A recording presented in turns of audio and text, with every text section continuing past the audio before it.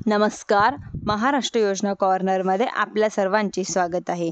आजच्या व्हिडिओच्या माध्यमातून आपण बघणार आहोत की बांधकाम कामगार योजना.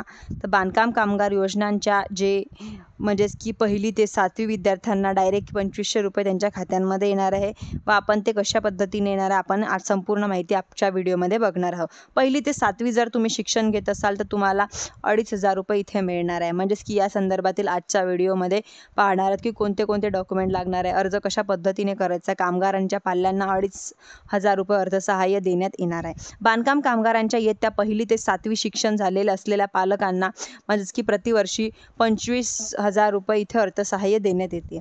की बांधकाम कामगारांच्या मुलांना की अर्थसहाय्य मिळते. आर्थिकदृष्ट्या गरीब आणि कामगारांच्या आपल्या पाल्यांचे शिक्षण पूर्ण घेण्यासाठी खूप साऱ्या अडचणी सामना करावा लागतो. त्या कामगारांच्या मुलांना शिक्षण सोडावे लागते व सामाजिक विकास होत नाही. बांधकाम कामगार कल्याणकारी मंडळ अंतर्गत कामगारांच्या शिष्यवृत्ती योजना राबवल्या जातात. त्याचप्रमाणे बांधकाम कामगार योजना जे लाभार्थी तर इयत्ता 1ली ते 7वी मध्ये शिकत आहात अशा बांधकाम कामगारांच्या पाल्यांना 2500 रुपये इथे दिले जातात. व कल्याणकारी शिष्यवृत्ती योजना काही फायदे कोणत्या दुर्बल कामगारांना या मुलांना शिक्षणांना मदत, मुलांचे शिक्षणास प्रोत्साहन, थेट बँक खात्यांमध्ये पैसे जमा करण्यात येते. आधार लिंक बँक खात्यांमध्ये जे काही पैसे जमा होतात ते याचमध्ये होतात. त्याचप्रमाणे पालक नोंदणीकृत बांधकाम कामगार म्हणजेच की असणे आवश्यक आहे.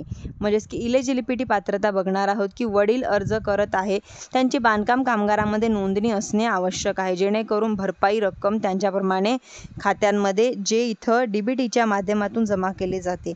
त्यानंतर विद्यार्थी शाळेत कॉलेज नियमित शिकत असावा. त्याचप्रमाणे विद्यार्थी जे शिक्षण घेत आहे इयत्ता 1ली ते 7वी मध्ये शिक्षण घेत आहे की नाही रेग्युलर जाणे आवश्यक आहे. 1 वर्षापेक्षा अधिक काळ नोंदणीकृत कामगार असावा. म्हणजेच की जर तुम्ही नवीन नोंदणी करत असाल तर तुम्ही चालणार नाही. म्हणजेच की 1 वर्ष तरी तुम्हाला पूर्ण झालेलं असलं पाहिजे की तुम्ही बांधकाम कामगार तिथे काम करत असले पाहिजे. एकाच कुटुंबातील किमान 2 मुलांना या योजनेचा फायदा दिला जातो. तुम्हाला म्हणजेच की 25,000 रुपये दिले जातात. 3 असेल तर तुम्हाला तिघांना लाभ हा मिळणार नाही. फक्त दोघांनाच या ठिकाणी लाभ हा मिळणार आहे. आवश्यक कागदपत्रे कामगारांची नोंदणी प्रमाणपत्र, तुम्ही नोंदणी केलेली बांधकाम कामगार कल्याणकारी मंडळ योजनेअंतर्गत तुम्हाला नोंदणी प्रमाणपत्र इथे लागतं. मुलाचा शाळेचा त्याचप्रमाणे कॉलेजचा असेल बोनाफाईड शिकत असल्याचा दाखला, शाळेमध्ये गेले की नाही, शाळा म्हणजे शाळेमध्ये शिकत आहे 1लीमध्ये वर्गांमध्ये असं, 2रीमध्ये असं, 3रीमध्ये असं किंवा 4थी 5वी 6वी 7वीमध्ये जे असतात तिथून मिळून जाईल. म्हणजे की शाळेमध्ये तुम्हाला शिकत असतात तर विद्यार्थी लागणार आहात. म्हणजेच की मार्कशीट मागील वर्षाची लागणार आहे.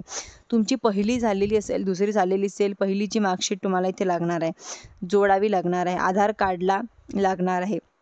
मुलांचं एक, वडिलांचं जे बांधकाम कामगाराची नोंदणी आहे ते तुम्हाला दोघांचे आधार कार्ड इथे लागणार आहे. बँक पासबुक झेरॉक्स वडिलांची द्यायची आहे जेणेकरून तुमचे काही पैसे इथे DBTच्या माध्यमातून तुमच्या खात्यांमध्ये जमा केले जाणार आहे.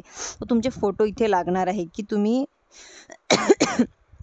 दर्शवले जाणार आहे. म्हणजेच की प्रमाणपत्र मुलांच्या शाळेमध्ये बोनाफाईड किंवा शाळा शिकत असल्याचा दाखला तुम्हाला इथे लागणार आहे. मार्कशीट मागच्या वर्षीचे, त्याचप्रमाणे आधार कार्ड दोघांचे लागणार आहे. बँक खाते पासबुक इथे लागणार आहे. डॉक्युमेंट लागणार आहेत.